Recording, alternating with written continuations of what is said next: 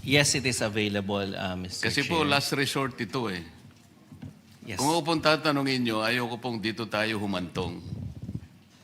Kasi last resort na po ito, Mr. Chair. Parang napakalaki na ng problema ng ating bansa. Kapag ito po ang ginamit na natin. Yes. Saan po kayo nagpapaload? Sir, good morning. Dito lang po, we only load in sa East Asia. So, Saan nga po? Malaysia, China, South Korea mostly. Sir, we only import finished goods po. Finished product. Kasi po kung bibili pa kayo sa South Korea, siyempre iba-iba ng layer yon. Ang sinasabi ko, dumirekta po kayo sa mga tangke na nandun sa Singapore.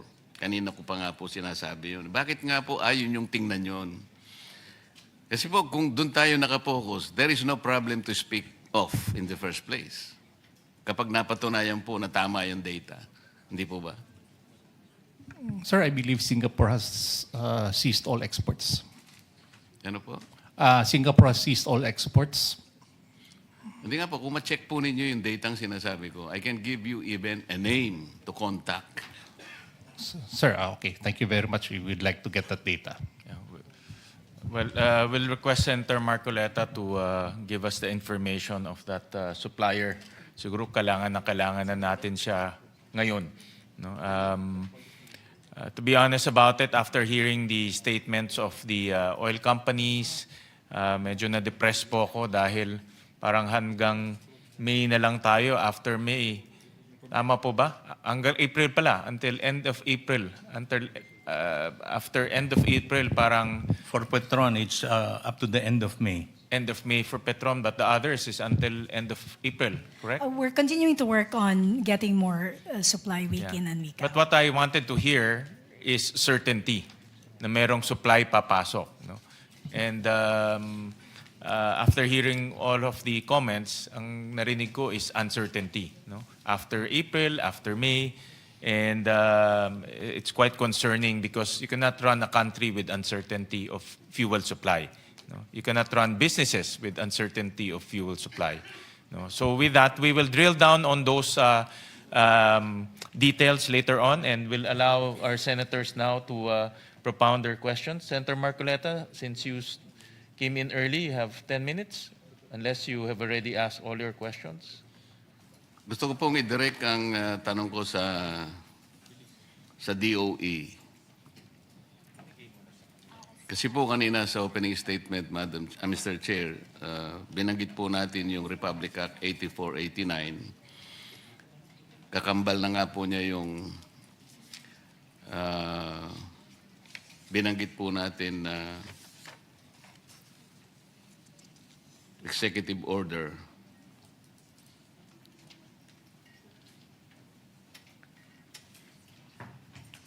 Magagamit po ba ninyo itong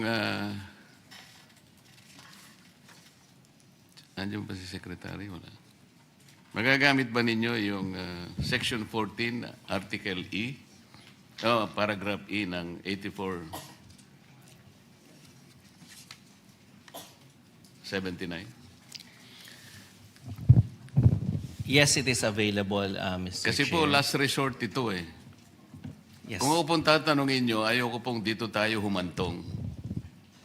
Kasi last resort na po ito, Mr. Chair. Parang napakalaki na ng problema ng ating bansa. Kapag ito po ang ginamit na natin. At ang katambal nga yung Executive Order 839. Ito naman po ay pinangatawanan ng Supreme Court sa kasong binanggit ko kanina. Yes, Mr. Chair. So, kung ganito po yung senaryo ang sinasabi nila, at ito nga pinangangambahan na ng chairman, maski po ako talagang kinakabahan na rin. Baka May, sabi niya, May Day na. Paano ngayon ito? Paano kayo papasok kung ganun halimbawa yung senaryong sinasabi nila? Meron po ba kayong nakalaan na mechanism kung paano natin gagamitin ang available na batas na para sa inyo? Okay. Thank you very much for the question, Mr. Chair. Would also like to thank the Senator for bringing out the limitations. because it is important that we emphasize the need for balancing. And even in the local level, we emphasize that balancing. Meaning, pag sobra yung supplies natin sa lokal, mali po yun. Pag kulang naman po, mali din yun. Paano po natin may iwasan yung mga kamalian? Una-una po, yung behavior nating lahat is not only on the supply, but also on the demand. We have to regularly go about with our business, considering that even if we say na hanggang May lang siya, tandaan po natin ang cycle ng pag-order. It's around 2 weeks. At na-emphasize po natin 2 days ago that we have sufficient supply considering na almost puno yung ating mga storage facilities. So, may kailangan ba tayong mangamba? Kung nakikita po natin yung nangyayari sa Middle East na wala pang linaw, mangangamba po tayo doon. Pero kung meron po ba tayong solusyon? Meron po tayong solusyon. 14E is indeed extreme, but it always gives, it is the wisdom of Congress and the law to give that strategy as a last resort to government for protection of everyone, not only of the consumers, but also for business. So, yun po yung ine-emphasize ng Department of Energy. Now, with this declaration from the President, we have scenarios precisely to avoid that grim scenario na mas nagkakaroon ng leeway ang Department of Energy. But we can tackle first what happened before that. So, we were talking to the oil companies of trying to see how we can assist them. But we also emphasize the proper behavior on the supply side. There should be no favoritism of gasoline stations in the distribution locally. There should be no hoarding for the gasoline stations so that it will be available for all our consumers. There should also be no hoarding for our consumers because at the end of the day, the balance will be distorted if there will be a problem on the supply, on the behavior of the suppliers, and a problem of the consumers on the demand side. We have also been calling for energy efficiency, and we have called for all these strategies, coordinating with the local chief executives, coordinating with the chiefs of police. Now, when Uplift convenes, we will have... Mr. Chair, can we be more specific, sir? Because emergency nga ang sinasabi nila eh.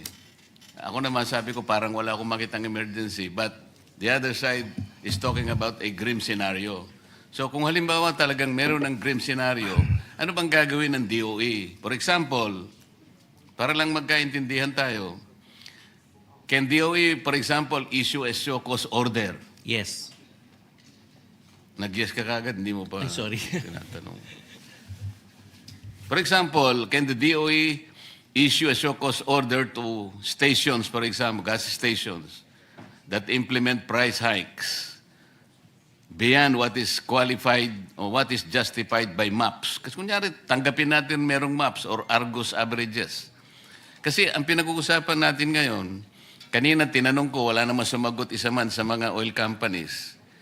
After 2 weeks, inventaryo pa yung binebenta nila. How come biglang nagtaas ng ganun? Meron ba kayong ginawa para check-in the justification? Reasonable ba yung pagtaas? I already computed 3 billion gross income per day. Do you think that is justified? Do you think that is reasonable? Anong ginawa ng DOE para tingnan yon? Ang inventaryo nila is 50 to 60 days eh. So ang ibig ko sabihin, can DOE also, siguro, short of legislation, kasi sabi naman ng batas eh, in times of emergency, when national interest requires, can you mandate the oil companies, for example, to itemize? The word is unbundle their costs, no? Starting from the base international price, no, the MAPS, the Platts, the Argus, yung freight, yung insurance, and their profit margins. National emergency ito eh. And then can you mandate them to maintain a larger physical stock of buffer against sudden and real global spikes so that we can reduce the immediate replacement cost? Kasi sinasabi natin, Mr. Chair, magbebenta sila 120% more using the replacement cost. Can we justify that? Starting from the DOE, anong gagawin nyo? The oil companies will use the replacement cost kahit hindi naman kailangan because the inventory was still there. The DOE is not doing anything. So the law is very clear. Under emergency situation when the public interest requires it. Ito yung tinatanong namin sa inyo. Salamat po, Mr. Chair. Thank you. Are you requesting DOE to respond? Yeah, go ahead. Yes. Okay. Let me clarify. We have heard from the previous meeting and also today that the DOE has done a lot. So can the DOE issue show cause orders? Yes, it can. Because that is the one that triggers the discussion on the reasonableness. Kung merong complaint ang ating mga kababayan, pinapag-explain natin yung ating mga gasolinahan para ma-validate kung meron nga bang profiteering, kung meron nga bang hoarding na nangyayari. So, meron po ba tayong ginawa doon? Yes, and I have mentioned that in the previous hearing. So, this is also to make sure that we are all working together on this to pacify everyone so that even if we see that we have sufficient supply sa May, we're also looking at, do we have the storage capacity for more? And how do we address the uncertainty, including in the strategy of the Department of Energy, aside from those mentioned by the oil companies, is for the government, through its GOCC, to try to address getting other suppliers. And we have PNOC or PNOCEC, if they are here, to provide the updates on that end.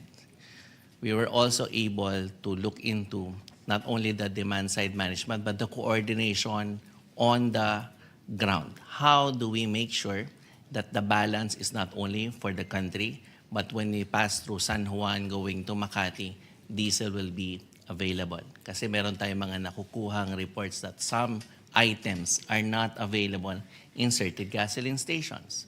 So what is the strategic coordination that we presented earlier? From the local chief executives to the chiefs of police, we also coordinate with the NICA yesterday. And we are doing all these even without the uplift convening already. That's why we also thank the Senate for convening the Protect so that we can have more ideas coming in. So has the DOE done a lot? Yes.